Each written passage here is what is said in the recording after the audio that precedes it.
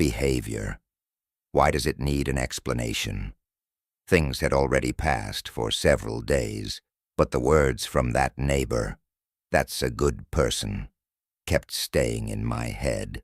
A sentence landed on me, and at that moment, he completed something. He started using a word to define me, a good person. That was his explanation for my behavior, and it was also a label that could continue being used later. I slowly started realizing the label did not begin with that moment. The labels had always been there. When I bought pigs in the mountains, farmers gave me a label, the person who can turn pigs into money. In the city, customers gave me another one, the guy who sells pork. When signing children up for classes, teachers gave me another, someone who can sell courses. When friends sat together for meals, they said, "He doesn't talk much, but he's reliable." At the same time, I was doing the same thing myself. Who was generous, who was gentle, who was dangerous, who was in the same trade, who was a competitor. These labels kept being placed onto people, and later when seeing someone again, many times, people no longer start from knowing them again. The label appears first, someone in the same trade, customer, friend, stranger. The moment the label appears, tone begins changing, distance begins changing, boundaries begin changing. Some people, you move slightly closer to. Some people, you instinctively keep distance from. Good person, you relax a little. Unreliable, you become cautious. Profitable, the relationship continues. Easy to talk to, the atmosphere softens.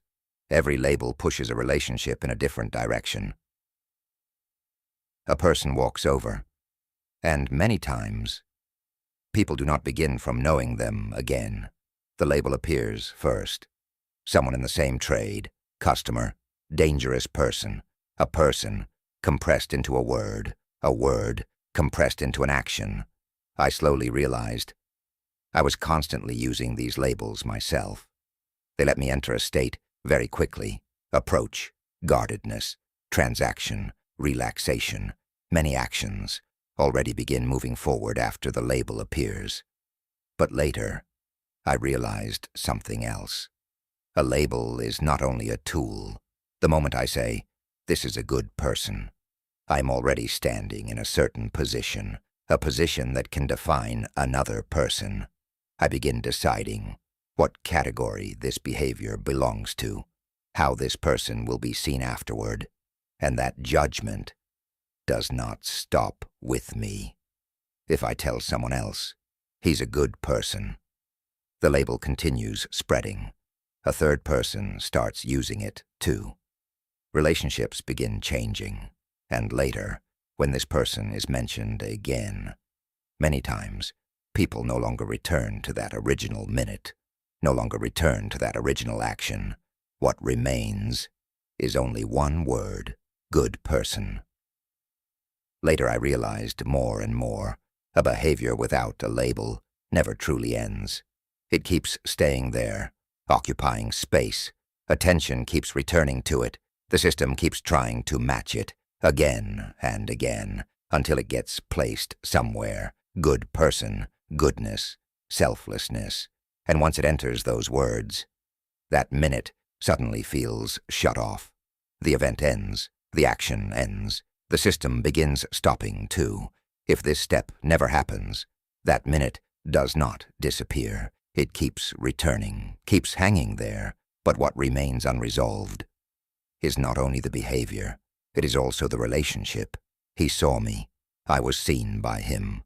An action happened, but it was never defined, never placed anywhere. And that kind of relationship cannot stabilize. A label is like a seal. The moment it gets attached, the event begins stopping its expansion.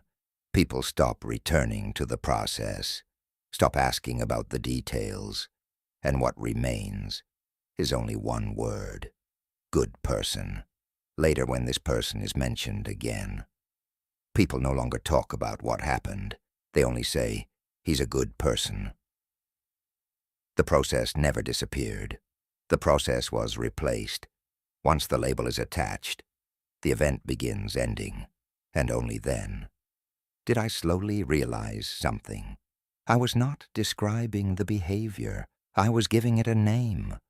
But if the same behavior can receive completely different names because of different results, then is goodness really the behavior itself?